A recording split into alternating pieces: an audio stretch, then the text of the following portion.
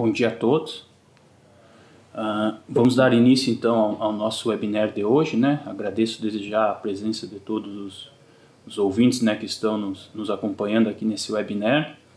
O trabalho então tem como título, né, nanopartículas magnéticas, suportes versáteis para aplicação em reações de catálise. Então, para quem não me conhece, sou o professor Ricardo, né, e vou apresentar então o webinar hoje para vocês.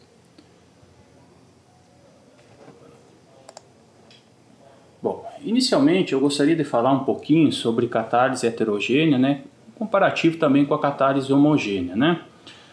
Esses dois tipos de catálise têm vantagens e desvantagens, né. Por exemplo, quando a gente fala de catálise homogênea, ela possui uma alta atividade catalítica, uma alta seletividade, mas uma grande dificuldade na separação e remoção, né, bem como para reutilizar esse catalisador em novos ciclos.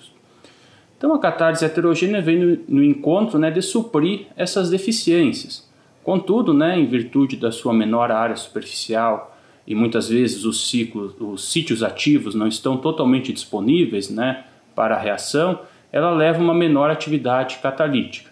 Contudo, facilita bastante a recuperação desses suportes, né, desses catalisadores após o término da reação. Então surge, né, a nanocatálise, que muitos pesquisadores, né, classificam ela como uma fase quase homogênea. Então cria-se uma ponte entre a catálise homogênea e a heterogênea, né, juntando as vantagens de ambas nessa nanocatálise, nessa fase quase homogênea. Então aqui a gente tem, né, uma maior alta área superficial, que aumenta consequentemente a seletividade e a atividade desses catalisadores, além de permitir uma facilidade na separação e reutilização desses catalisadores.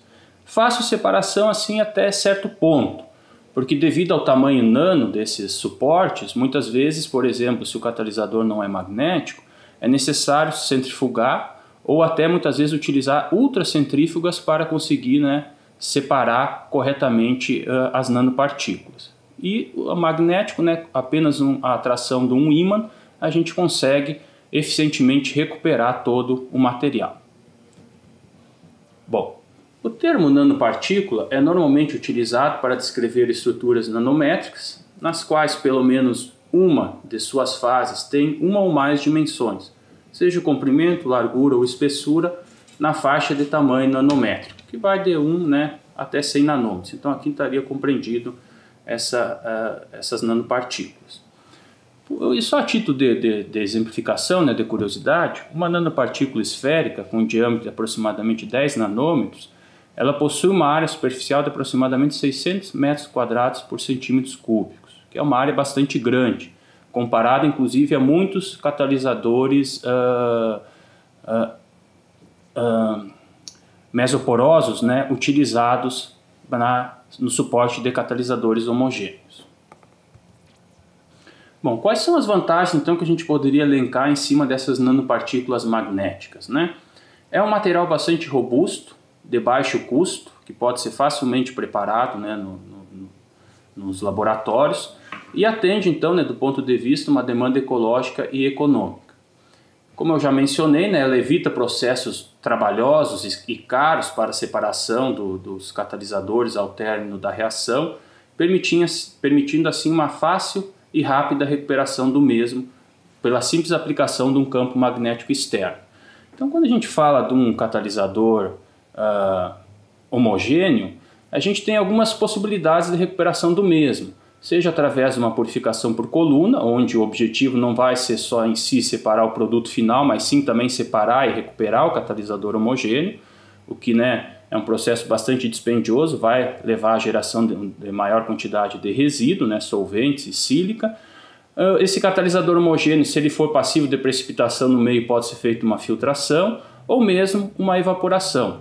Então todos esses processos eles são, né, ficam bastante aquéns daquele quando a gente utiliza um catalisador magnético pela simples atração magnética do mesmo. Bom, aplicações dessas nanopartículas magnéticas elas vão muito além da catálise. Então eu inicio nessa aplicação mostrando para vocês aqui a aplicação desses óxidos de ferros magnéticos como portadores de fármacos. Então aqui nós temos uma nanopartícula que foi funcionalizada com uma série de compostos e moléculas bastante interessantes, como açúcares, fármacos, peptídeos, agentes fluorescentes para exames de imagens, né? Adicionalmente, a gente pode, né, recobrir essa nanopartícula antes da imobilização desses agentes com polímeros ou sílicas, que são bastante utilizados nessa área de biomedicina. Então aqui a gente tem uma série de características e vantagens, né, da utilização desses compostos, né, que são empregados então tanto no tratamento de doenças como diagnósticos. Então, desde levar o fármaco até o alvo, né, no organismo do ser humano, em exames de ressonância por imagem, dentre outros, né? Bom, dando prosseguimento, aqui só para mostrar, né, a gente tem vários agentes, né, moléculas, fármacos destinados a combater o câncer, né, que já foram, inclusive, imobilizados covalentemente ou não covalentemente na superfície desses suportes magnéticos. Dentre eles eu destaco aqui o Taxol, né, um importante quimioterápico, né, bastante conhecido. Passando aqui para a direita, a gente tem uma foto de um ratinho, né, onde foi administrado esse agente quimioterápico aqui, a mitoxantrona, foi administrado na região, né, do tumor, e aqui nós temos uma sonda, né, um magneto, um ímã, então ele conduz diretamente a molécula-alvo, né, o fármaco, na região onde nós temos o tumor para o tratamento, né? Então seria levar o fármaco diretamente à região do tumor. Aqui mais à direita ainda a gente tem três compostos, né? Três compostos já disponíveis comercialmente que se baseiam, né, no suporte de moléculas orgânicas na superfície dessas nanopartículas magnéticas, muitos já utilizados para fins terapêuticos, como agentes de imagens e para carregar então as moléculas alvos, né, diretamente no local da doença. Bom, mas o tópico, né, desse webinar é a aplicação de nanopartículas magnéticas em catarse. Então aqui nós temos três catalisadores, né, suportados. Aqui nós temos, eu destaco, né, um organocatalisador derivado da prolina e outros dois catalisadores, né, contendo metais suportados na superfície da magnetita. Então essa vai ser a ênfase desse webinar. Bom, antes de iniciar propriamente dito, eu só gostaria de fazer um parênteses aqui, né, que a gente tem também bactérias magnéticas que são conhecidas como bactérias magnetotáticas, descobertas por Salvatore em 1963. Essas bactérias, como a gente pode ver aqui nessa microscopia de transmissão, esses pontinhos pretos nada mais são do que óxido de ferro magnético, a magnetita então, ou sulfeto de ferro magnético. E elas utilizam isso justamente para sua orientação, né? Utilizando o campo magnético terrestre. Então, para quem tiver a oportunidade depois de dar uma olhada nesse link aqui do YouTube, tem um videozinho bastante interessante onde eles movimentam essas bactérias, né, na presença de um campo magnético na direção que eles querem, né? Então aqui você pode fazer inclusive uma dança, né, com essas bactérias. Bom, entrando propriamente dito nos óxidos, né, magnéticos, a gente tem aqui a magnetita e a manguemita. Então, analisando aqui a estrutura unitária cúbica dessa magnetita, ela tem uma estrutura de espinélio invertido. E é bastante característica, a magnetita ela é composta basicamente por ferro 3 e ferro 2, esses dois cátions. E o ferro 3 ele está disposto tanto nos interstícios octaédricos, essas esferas amarelinhas, quanto nos tetraédricos. Então, tecnicamente, o momento magnético resultante da presença desse íon seria nulo. Eles se anulariam, né? Já o ferro 2, então responsável pelas propriedades magnéticas, ele está presente apenas nos interstícios octaédricos. Quando a gente passa para a estrutura da manguemita, que é a forma oxidada da magnetita, a manguemita é composta agora apenas por ferro 3. Então ela tem uma coloração amarronzada, ao passo que a magnetita tem uma coloração preto escuro. O que eu chamo a atenção aqui na estrutura, que é muito semelhante, Porém, nas regiões octaédricas, onde deviam estar presentes os íons de ferro 2, a gente tem posições vagas, que são essas esferas na cor preta aqui. Bom, um pouquinho das propriedades, né, que tornam esses materiais tão interessantes do ponto de vista, né, do magnetismo. Os materiais magnéticos nanoestruturados, eles apresentam propriedades distintas quando a gente compara com os materiais macroscópicos, ou bulk, né, conhecido nesse termo do inglês. Uma das consequências que a maioria das pessoas que trabalham com esses materiais sabem é que a diminuição do tamanho médio dessas nanopartículas magnéticas leva a um aumento da área superficial por volume, mas não é a única característica marcante. Essa grande diminuição na área superficial, né, por volume, também faz surgir uma forma diferente e especial de magnetismo, que é conhecido como superparamagnetismo, que é caracterizado pela ausência de esterese magnética. No próximo slide a gente já vai explicar o que seria essa ausência de esterese magnética presente nesses materiais superparamagnéticos. Então esse superparamagnetismo está relacionado diretamente com o tamanho da partícula. As nanopartículas, todas elas, independente do material que é constituído, elas possuem um diâmetro crítico, conhecido como ds, que a gente pode olhar nesse gráfico aqui à esquerda. Esse diâmetro crítico ele é característico para cada material. Abaixo desse diâmetro crítico, as nanopartículas, né, o material ele deixa de existir como multidomínios e passam a apresentar o que a gente chama de apenas um monodomínio. Eles possuem apenas um monodomínio. O que acarreta então essa diminuição, né, esse surgimento desse único monodomínio, quando a gente passa, né, para essa região do diâmetro crítico? A gente deixa, né, descendo ainda mais, chegando no que a gente chamaria de diâmetro paramagnético, a gente entra na região superparamagnética desses materiais. Conforme vocês podem ver aqui, a coercividade, né, presente no eixo Y, ela seria nula. O que vem a ser essa coercividade? É a força necessária para remover o magnetismo residual do material.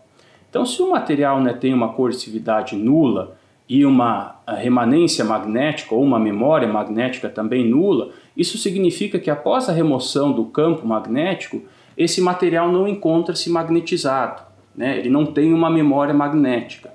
Isso é muito importante do ponto de vista para aplicação em catálise e na biomedicina, porque se esses materiais tivessem uma memória magnética, eles certamente aglomerariam com uma facilidade muito maior, ou seja, né, isso iria diminuir, levar a uma diminuição da área superficial desses materiais.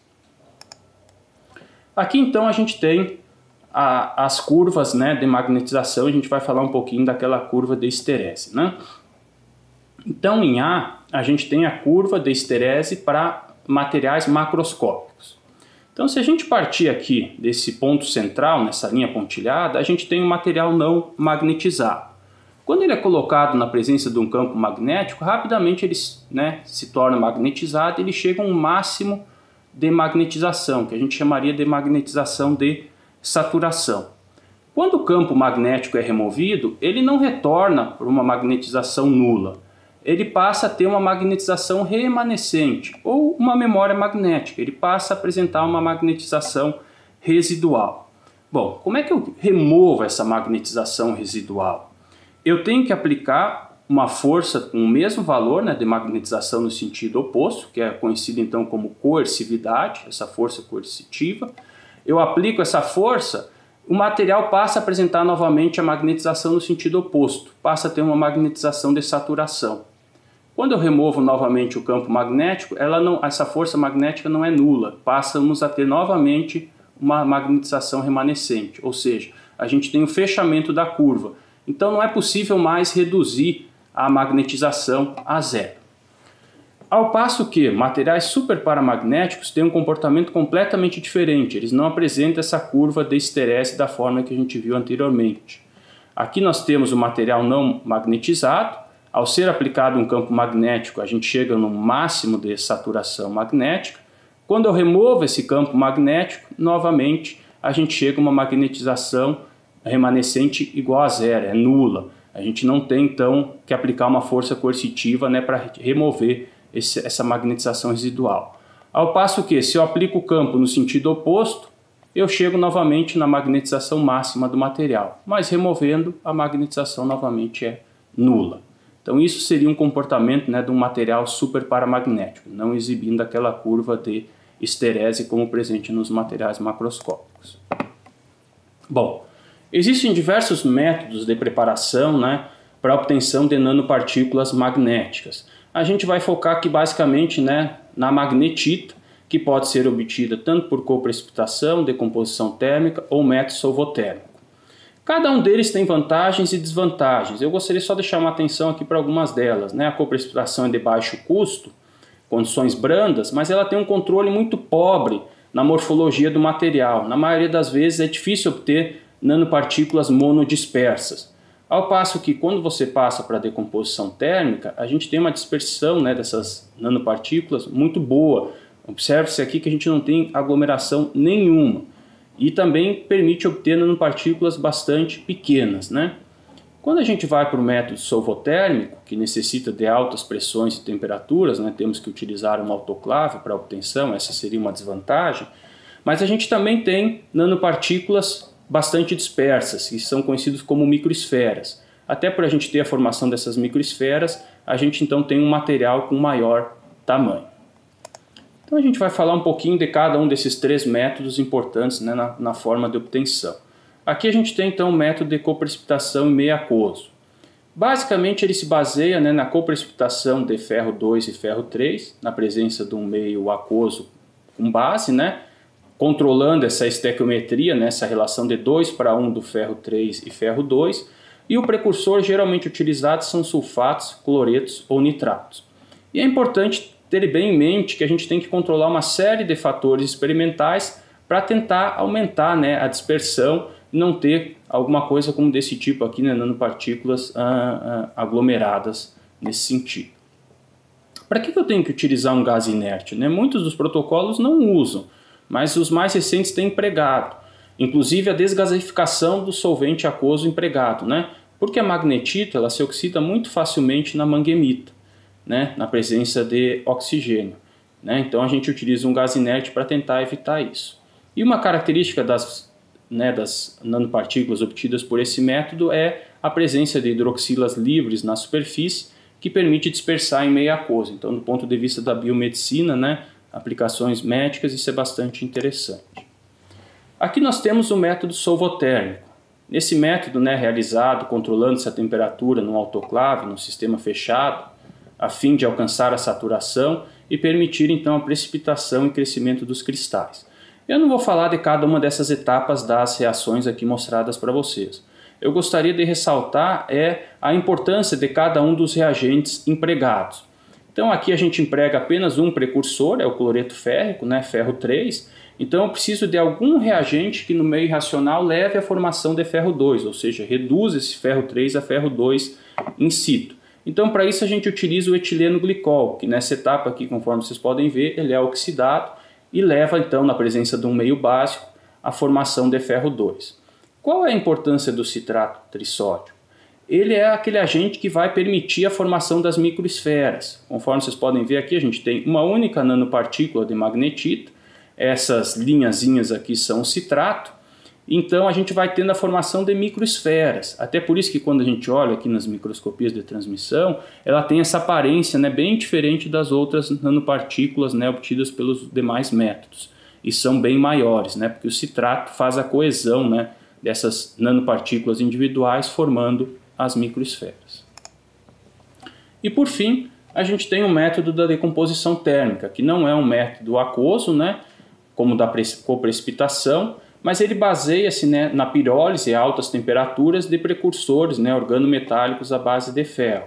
Um desses muito utilizados é o acetilacetonato de ferro 3. Na presença, por exemplo, de estabilizantes como o álcool oleico, que atua também como agente redutor, né, eu tenho que gerar ferro 2 in situ, a gente obtém então as nanopartículas de magnetita. Aqui nós temos uma característica bastante interessante, esse resíduo do álcool oleico, que é oxidado durante a reação, formando esse carboxilato, ele adere na superfície da magnetita. Então esse tipo de material eu só consigo dispersar em solventes não polares. Aqui a gente tem duas microscopias, né, mostrando que esse método talvez é um dos que leva, né, à obtenção do menor diâmetro, né, das nanopartículas. Bom, quando a gente trabalha com esse tipo de material, a gente tem que caracterizar corretamente os mesmos. Então existem várias técnicas para isso, com a devida, né, aplicação. A microscopia, para que a gente faz uma microscopia de transmissão e de varredura? Para analisar a morfologia, o tamanho da nanopartícula. Espectroscopia de raio-x por dispersão de energia, né, EDX, acoplado geralmente à microscopia de transmissão. Permite identificar os diferentes metais ou os diferentes elementos que compõem aquela amostra. A espectrometria de emissão atômica com fonte de plasma e fluorescência de raio-x, eu consigo quantificar, né, os metais que estão presentes nesse meu nanomaterial. Difração de raio-x, a gente analisa, né, identifica as fases cristalinas do material, bem como também conseguimos calcular o tamanho médio da nanopartícula, né? A técnica da espectroscopia de infravermelho é muito importante quando a gente imobiliza compostos orgânicos, então a gente detecta grupos funcionais. O SQUID, né, dispositivo supercondutor de interferência quântica, é para determinar as propriedades magnéticas, né, para a gente obter aquelas curvas de magnetização e provar que o nosso material tem uma característica super paramagnética e medir essa saturação de magnetização. A espectroscopia Mossbauer ilustra as propriedades magnéticas da magnetita e manguemita, talvez é a técnica mais eficiente para a gente diferenciar, né, inclusive em termos de proporção, quanto eu tenho, né, de magnetita e de manguemita naquela minha nanopartícula. E a análise elementar e termogravimétrica, né, permite também determinar a composição de matéria orgânica. Então, novamente, eu consigo quantificar, inclusive, quanto eu tenho de matéria orgânica nesses meus catalisadores, nesse meu suporte. Bom, a gente entra então nas funcionalizações das nanopartículas magnéticas. Para que funcionalizar uma nanopartícula magnética? Bom, em primeiro lugar, dependendo das condições reacionais que esse suporte vai ser empregado, se forem condições bastante agressivas, por exemplo, um meio ácido, a magnetita não é estável. Então a gente tem que recobrir, né, formar um core shell de algum material que proteja esse núcleo. E também isso ajuda, né, a evitar que essas nanopartículas venham a sofrer agregações, né? Então tem várias maneiras de recobrir essa magnetita, que vão desde o uso de sílica, carbono, polímeros, materiais, né, óxidos metálicos, hidróxidos ou simplesmente metais, né? Cada uma desses recobrimentos vai dar uma característica diferente a esse core shell aqui. Então, dependendo da aplicação, a gente escolhe um ou outro. Eu vou focar um pouquinho aqui nos recobrimentos à base de sílica, né? E aí a gente tem dois métodos. O método sol-gel, que é conhecido como método de Stauber, ou o método da microemulsão reversa. O método de Stauber está baseado na hidrólise desse reagente aqui, que é o ortosilicato de tetretila, na presença do meio básico. A gente obtém, né, durante o processo de hidrólise esse intermediário. E na etapa de condensação, esse intermediário aqui, ele começa então a dar origem à formação de partículas de sílica no meio irracional. Então qual é a lógica aqui? Se eu introduzo nesse meio irracional o meu suporte magnético, né, a minha magnetita, eu vou ter, ao invés de uma nucleação homogênea, eu vou ter o que a gente chama de uma nucleação e crescimento, né, da sílica de uma forma heterogênea, formando o core shell de sílica. Essa figura acho que está um pouco ruim aqui, mas se a gente conseguisse, né, ter uma melhor visualização, a gente veria, né, no centro o núcleo, né, mais escuro da magnetita e na borda o core shell, né, a camada de sílica. O que é importante levar em consideração aqui? A velocidade da hidrólise ela deve sempre ser menor do que a velocidade da etapa de condensação. Por que isso? Se a velocidade da hidrólise for muito alta, eu vou ter a concentração desse monômero hidrolisado no meio vai ser muito grande. E aí a nucleação que deveria ser heterogênea, ela passa a ser homogênea. E juntamente com o core shell, né, de sílica, eu vou ter a formação de partículas livres de sílica, o que acaba depois sendo até difícil de remover mesmo nos processos de lavagem. Então aqui a gente tem uma série, né, de parâmetros experimentais que a gente deve controlar, que eu deixo para vocês darem uma olhadinha depois, para evitar a formação dessas nanopartículas livres, essas partículas, perdão, de sílica. O método da microemulsão reversa já é um método um pouco mais robusto. Contudo, né, ele não ocorre na presença de um meio exclusivamente aquoso como o método de Stauber. Aqui a gente tem que utilizar um solvente orgânico, e aqui a gente tem uma legenda, né, que vocês podem acompanhar durante a explicação desse mecanismo, mas ele utiliza um surfactante conhecido como IGPAL CO520, aqui a gente tem a estrutura dele. E obviamente que existem N outros surfactantes que podem ser utilizados. Então o que acontece aqui? Inicialmente esse surfactante é adicionado e rapidamente a gente tem a formação de micelas, né, em função dos grupos presentes nesses surfactantes, né, então ocorre a formação de micelas. Na segunda etapa é adicionado a magnetita. Essa magnetita então ela tem esse ligante orgânico que pode ser o ácido oleico. Então aqui vai uma vantagem desse método, ele consegue então recobrir essa nanopartícula com esse ligante orgânico porque está sendo dispersado num solvente também orgânico. Rapidamente as micelas, né, do surfactante IGPAL elas trocam com o ácido oleico presente na superfície da magnetita. Na sequência, as micelas, né, ainda livres dos surfactantes, elas vão entrar em contato com a amônia, vão ser ocupadas, né, pela amônia, que seria essa coloração aqui verde, levando à formação então de uma microemulsão reversa. Na sequência é adicionado o TEOS, né, o ortosilicato de tetraetila. O que acontece? O TEOS, se vocês olharem aqui, né, antes da sua hidrólise, eu coloquei ele com essa coloração mais clarinha, essas esferas cinzas, né? Rapidamente na presença de uma base, né, nesse meio aquoso, ele vai ser hidrolisado, então dando origem ao TEOS que a gente chama de hidrolisado, essas esferas roxas. E ele começa, né, a se aderir à superfície da magnetita, ele vai trocando o IGPAL, né, que é o surfactante, vai sendo trocado por esse TEOS hidrolisado. Na sequência, ele condensa, então nós temos a etapa de condensação, formando então o corchel. E a última etapa, então, é a remoção com o ímã, né, desse corchel de sílica, do meio racional, a sua lavagem para remoção, né, dos surfactantes e de outras impurezas. Então aqui eu acho que dá para ver bem a formação do corchel de sílica, né? A gente tem no centro as nanopartículas magnéticas, né, magnetita, e ao redor a camada cobrindo camada de sílica. Bom, visto, né, um pouquinho dos métodos de recobrimento, é importante falar, né, da maneira que a gente pode suportar um catalisador na superfície dessas magnetitas. Então aqui eu coloquei nessa gangorra que ela está representando uma coisa bastante importante. Deve haver um equilíbrio entre a estabilidade do suporte magnético, que eu chamei dessa sigla ESM, e da estabilidade dos sítios catalíticos, que eu chamei de ESC. Para que esse equilíbrio? Para que, né, o catalisador possa ser aplicado em vários ciclos reacionais sem perder a sua atividade. Então, se a gente olhar aqui no exemplo A, a gente só tem a magnetita, né, livre e o catalisador suportado na sua superfície. Então aqui a gente tem uma baixa estabilidade do suporte e ao mesmo tempo uma baixa estabilidade dos sítios catalíticos. Como é que eu transponho essa baixa estabilidade do suporte magnético? Obtendo, por exemplo, um corchel de sílica. Eu vou ter um suporte muito mais estável do ponto de vista, né, das condições acionais, mas ainda eu tenho uma baixa estabilidade dos sítios catalíticos. Essa estabilidade dos sítios catalíticos ela só é compensada quando a gente utiliza um linker, né, e a gente pode fazer uma ligação covalente entre o catalisador, que pode ser, né, uma molécula orgânica, por exemplo, ligando então efetivamente de uma forma covalente na superfície da magnetita. Contudo, aqui como a gente não tem o corchel, né, ainda nós temos uma baixa estabilidade do suporte.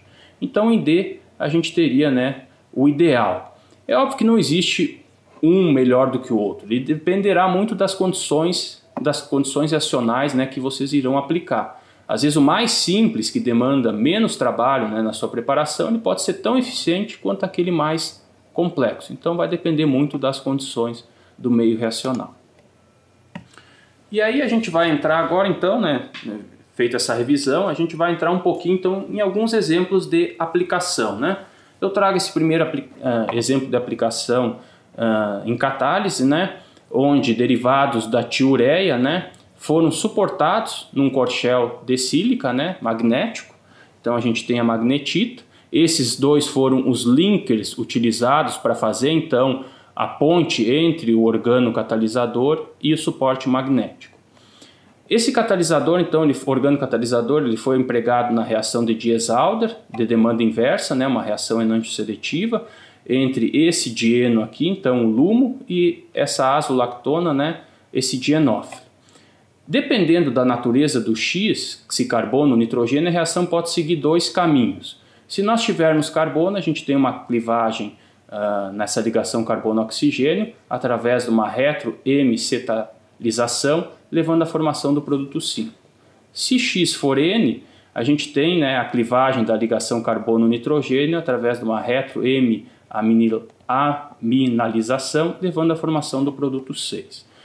Aqui eu destaco as microscopias, né, obtidas por esses autores. Eu acho que dá para observar que eles têm o corchel de sílica, mas diferentemente das imagens anteriores, cada corchel ele é formado por várias nanopartículas de magnetita.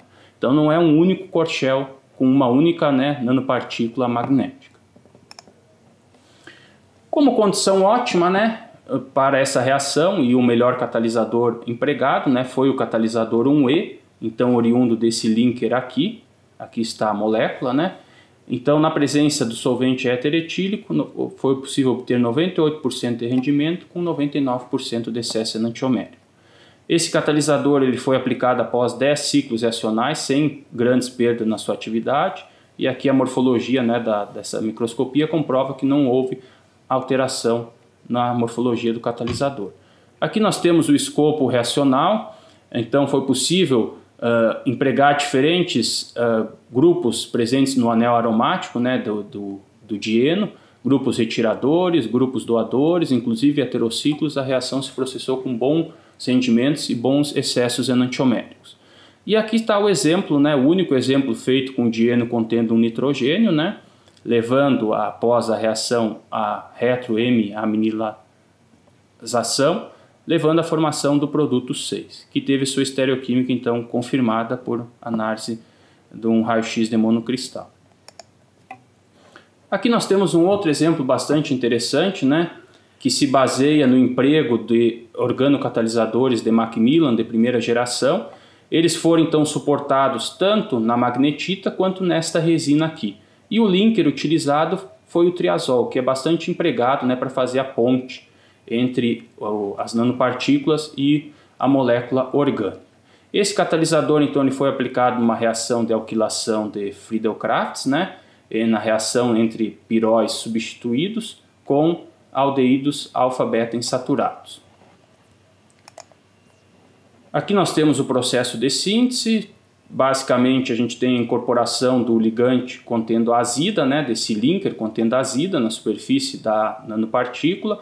Na sequência, uma reação clique permite então introduzir o organocatalisador no suporte magnético. A metodologia análoga então foi utilizada para suportar o mesmo organocatalisador na resina.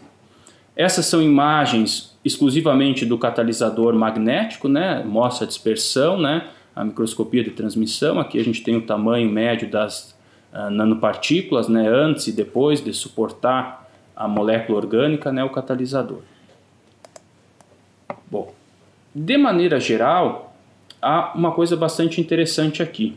Dentre os catalisadores avaliados, né, o A e o B, eles tiveram um desempenho interessante do ponto de vista da temperatura, já que os catalisadores de Macmillan homogêneos utilizados necessitavam de temperaturas em torno de -60 a -30 para obter bons excessos enantioméricos.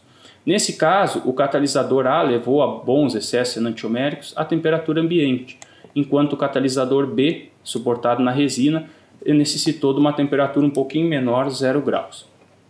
Aqui a gente tem o escopo, alguns dos exemplos. Na maioria dos casos, o catalisador B, né, derivado da resina, foi superior ao catalisador magnético. Aqui à direita nós temos o gráfico da reciclagem, né, aplicado nessa reação. Uma característica bastante importante é que, embora o catalisador magnético não tenha levado aos melhores resultados, ele se manteve ativo até o 5º ciclo reacional, que seria essa barrinha aqui em laranja, né? Apenas aqui no 6º é que a gente observa uma queda mais brusca, enquanto que o catalisador suportado na resina, a gente já tem após o 3º ciclo, né, essa curva, essa barra, né, cor cinza, a gente já tem um decaimento bastante pronunciado já no 4º ciclo. Enquanto a inottiseletividade ela permaneceu a mesma para os dois catalisadores suportados, né? Não houve grandes diminuições. Os autores ainda empregaram esse catalisador magnético, né, numa segunda etapa. Então, como vantagem, eles não removeram ele do meio racional, mas simplesmente reteram ele na parede do frasco, né, do balão, do vidro, e fizeram uma segunda etapa que envolveu a redução desse grupo aldeído a esse grupo álcool na presença de boro-hidreto. Então, uma vantagem, né, do catalisador magnético sobre a resina. Bom, discutido um pouquinho em cima dos organocatalisadores, a gente vai entrar agora nos catalisadores metálicos. Aqui a gente tem um exemplo bastante interessante desse catalisador à base de fosfino, né, suportado nesse corte shell, contendo acetato de paládio 2. Ele foi empregado com bastante sucesso em vários acoplamentos. Eu destaco aqui o acoplamento cruzado de Suzuki, Sonogashira e o acoplamento de REC, né? Para o acoplamento de Suzuki, a reação, né, permitiu inclusive empregar iodetos, brometos arílicos e cloretos arílicos. Contudo, né, os resultados para os análogos contendo um cloro, né, foram um pouquinho inferiores aos obtidos com os brometos arílicos. Já para a reação de Sonogashira, né, que eu trago a condição reacional otimizada, a reação permitiu apenas o uso de brometos de arílico. Mas não foi necessário, né, utilizar o cobre nessa reação. Eu destaco aqui a análise de XPS, né, que ela mostra que o catalisador novo, né, ele é composto basicamente de paládio 2, é o estado de oxidação desse metal, né. Já após o primeiro uso, a gente passa a ter majoritariamente a presença apenas de paládio 0. Aqui nós temos para os 3 acoplamentos, né, a reação se manteve, o rendimento se manteve estável até o 8º ciclo para qualquer um dos acoplamentos, não tivemos grandes quedas, né, nesse rendimento, e isso certamente está associado, né, a uma lixiviação muito pequena do metal paládio, do suporte, e 99% em cada ciclo sempre foi recuperado, né, do catalisador final. Aqui nós temos um outro trabalho, né, interessante também, a preparação dessas esferas, né, ocas mesoporosas, que aumenta bastante a sua área superficial, né? Então a gente tem a preparação inicialmente da magnetita. Essa magnetita então ela é imobilizada na superfície de uma matriz de poliestireno contendo ácido acrílico, recoberta com uma camada de sílica, né, utilizando TEOS novamente, e na sequência esse poliestireno ele é removido através de uma calcinação, dando origem então a essas esferas ocas mesoporosas. Na sequência, o linker, né, utilizado nesse trabalho foi esse contendo essa porção amina, que vai ser responsável então numa próxima etapa por complexar com paládio 2, que na sequência é reduzido com boro-hidreto a paládio 0. Então esse catalisador aqui é com paládio 0 complexado nos grupos aminos. Aqui tem todas as informações, né, do catalisador obtido. Eu chamaria atenção, é bastante interessante essas microscopias de transmissão. Aqui a gente consegue ver a esfera, né, oca. E aqui após, em C e D, inclusive essa setinha, né, apontando as nanopartículas de paládio suportado nessas esferas ocas. E aqui após 6 ciclos de reação, né, mostrando a integridade do material. Nós temos aqui, né, a caracterização com as curvas de magnetização, né. A gente observa que o catalisador final tem uma magnetização diminuída, mas isso é normal, do ponto de vista, né, que quando você começa a suportar mais ligantes orgânicos ou metais na superfície desse suporte, a sua magnetização ela tende a diminuir. Mas a gente não observa aquele comportamento, né, aquela curva esterese característica para os materiais macroscópicos. Temos a análise de raio-x, evidenciando a cristalinidade, né, da magnetita e a presença, né, aqui nesse raio-x na letra C das nanopartículas de paládio com tamanhos da ordem de 10 nanômetros. Esse catalisador ele foi eficientemente aplicado então na redução, né, de nitrobenzenos a grupos aminos até o 5º ciclo reacional aqui, né, o rendimento se mantém o mesmo. E bastante interessante que ele pode ser utilizado em reduções quimioseletivas. Haja visto que a mistura de estireno com nitrobenzeno, né, nessas condições reacionais, em 30 minutos, levou apenas à redução da dupla. Ou seja, apenas ela, né, quantitativamente, né, tivemos uma conversão de 100%, não afetando nesse tempo o nitrobenzeno. Bom, mostrado esses exemplos, eu chamaria atenção, né, para quem pretende trabalhar com essa classe de suportes. Tem esses dois artigos de revisão bastante interessantes, né? Esse primeiro, de 2015, no final, inclusive, ele lança a seguinte pergunta, né? Os sítios ativos estão realmente imobilizados nas nanopartículas magnéticas e funcionam de maneira heterogênea? Ou são meramente pré-catalisadores para espécies solúveis mais ativas? Ou seja, o suporte atuaria apenas como um reservatório desse catalisador que se tornaria solúvel no meio. E esse review, né, de 2014 do Oliver Kapp, ele compara, né, justamente esses processos de lixiviação em batelada e em fluxo. Então aqui tem um exemplo de um ciclo catalítico para a reação de Suzuki, né, aquele ciclo clássico, né, num processo homogêneo. A gente tem inicialmente a adição oxidativa, levando à formação do complexo de paládio 2, a troca do halogênio por um dos ligantes da base, né, então temos essa troca do contraíon formando essa espécie. Ao mesmo tempo a base ativa o boro a fazer a reação de transmetalação, deixando mais nucleofílico. Então a gente tem a transmetalação do grupo R2, que entra na esfera de coordenação do paládio. E a última etapa, a eliminação redutiva, fechando o ciclo catalítico, liberando o produto. Qual é a diferença quando a gente passa para a catálise heterogênea, que muitos autores chamam a atenção? Essa primeira etapa de adição oxidativa que seria a etapa efetivamente responsável por lixiviar o paládio para o meio reacional. Porque o paládio teria que se desprender do suporte, levando à formação desse complexo de paládio 2 solúvel no meio. Na sequência nós teríamos as mesmas etapas reacionais, com exceção que no final, após a eliminação redutiva, ele poderia ser reabsorvido na superfície do catalisador. Bom, do ponto de vista das metodologias, né, que empregam processos em bateladas, não teríamos problemas, porque a gente não teria perda desse catalisador após o término da reação. Mas quando a gente transpõe essa metodologia para o fluxo, fica claro que a situação é completamente diferente. Eu não tenho mais um leito estático, né? O catalisador está confinado num reator, mas a reação, né, ela vai acontecendo e vai levando embora, então lixiviando o metal do catalisador. Aqui nós temos uma bibliografia complementar para quem quiser posteriormente se aventurar um pouquinho mais nesse tópico, né? Mas tem sido feitos diversos experimentos que visam comprovar, né, se a catálise que está sendo desenvolvida se trata efetivamente de uma catálise homogênea ou de uma catálise heterogênea.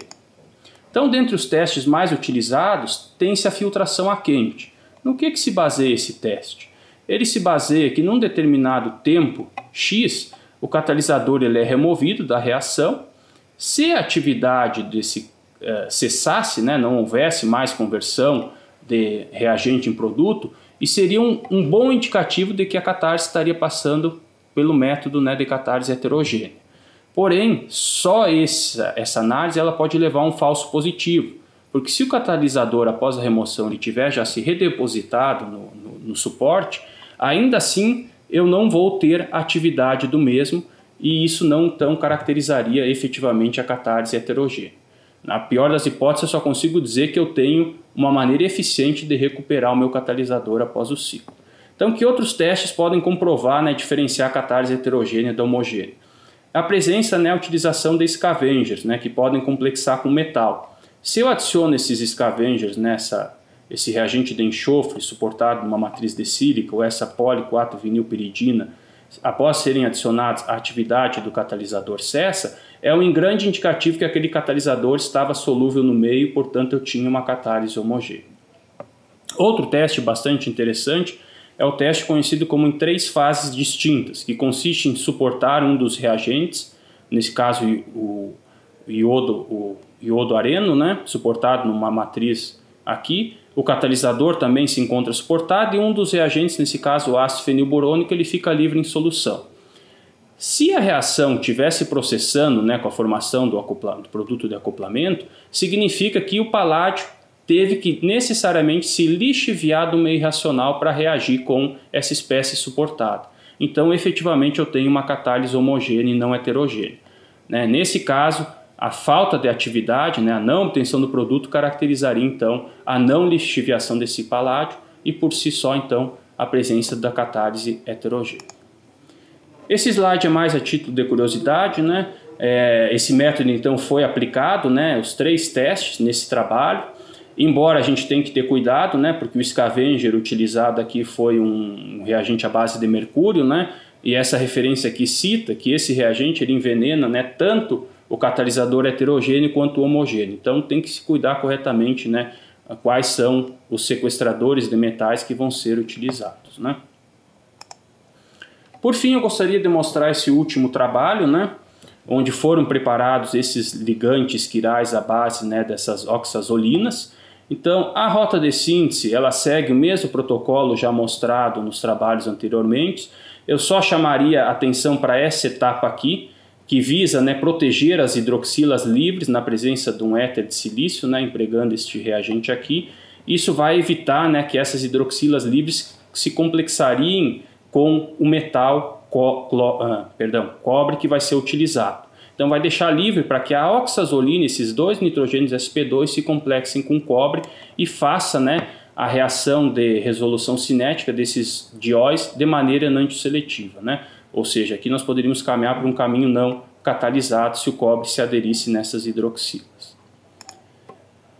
Então aqui só chamando a atenção, os autores empregaram oxazolinas nessas bisoxazolinas não suportada numa matriz, né, numa resina, num polímero, e eles foram com sucesso, né, todos eles aplicados então nessa resolução cinética desses dióis aqui.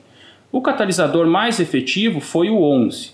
Então todos eles, antes de realizarem a reação de resolução cinética, eles tiveram tempo para ocorrer a coordenação, né, nesses sítios aqui com o sal de cobre. Aqui nós temos os sais empregados, né, triflato de cobre e cloreto de cobre. Só então eles foram empregados no processo de resolução cinética.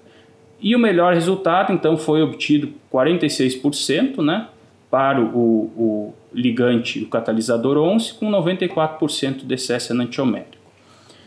Aqui do lado à direita a gente tem um pouquinho a inversão da sequência de síntese do catalisador.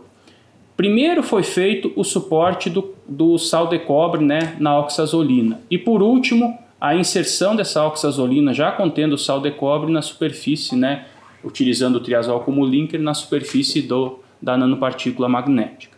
Então isso, né, facilita, né, do ponto de vista, evita que alguma hidroxila livre aqui possa ainda complexar com cobre se eu já venho com ele inserido previamente. Então aqui nós temos todos os ciclos, né, 5 ciclos reacionais, o máximo de rendimento se manteve e o excesso também se manteve. Por último, esse ligante, então, os autores transpuseram, né, essa metodologia da batelada para um regime de fluxo contínuo. Porém, o mesmo catalisador aplicado com sucesso anteriormente, ele não teve sucesso aqui, devido à baixa magnetização, né, do corchel de sílica magnético obtido pelos autores, aqui o valor, ele acabava lixiviando da coluna, né, do reator durante a reação. Então os autores prepararam nanopartículas de cobalto, que tem uma saturação magnética muito maior, recobriram com carbono e, utilizando o mesmo linker, fizeram a junção, né, com o ligante e o metal cobre, né, nessa oxazolina. Esse catalisador então foi avaliado previamente também em uma condição embatelada para testar sua eficiência. Os resultados foram equiparáveis aos obtidos anteriormente e posteriormente então ele foi transposto para o fluxo. Eu gostaria só de ressaltar aqui, acho que caiu aqui, Otávio. Não? Eu gostaria só de ressaltar aqui a montagem desse sistema, né, que é composto de uma coluna de vidro de 10 centímetros de comprimento e 3,4 ml de volume de solvente, volume livre, né? Então a gente tem aqui os 2 magnetos, aqui está o sistema desligado, né? A bolinha não está girando, não tem problema. Nós temos aqui os magnetos, né, estáticos. Não. Bom, e aqui então mais à direita o sistema ligado, né, onde a gente pode ver que as nanopartículas que quando ele está desligado encontram-se sedimentadas, aqui a gente tem então elas em movimento. Então esse seria a montagem do reator. A reação prossegue, passa por um trap, né, de segurança, onde se ocorre alguma lixiviação, a gente tem um ímã de neodímio, né, que retém as nanopartículas magnéticas. O fluxo utilizado foi 0,2 ml por minuto. A gente tem aqui então os resultados obtidos, basicamente na mesma eficiência do processo em batelada, né, com os mesmos rendimentos e com excessos enantioméricos excelentes, né, 99%, para obtenção do produto. Era isso então, eu agradeço, né, obrigado pela atenção, né, do pessoal, e me coloco à disposição para perguntas.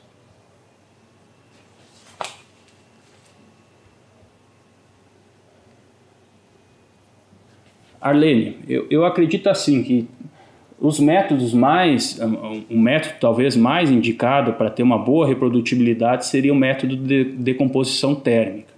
Você obteria nanopartícula, né, com aquele resíduo do ácido oleico, só que aí se você pensa em recobrir com sílica, você teria que usar necessariamente o método da microemulsão reversa.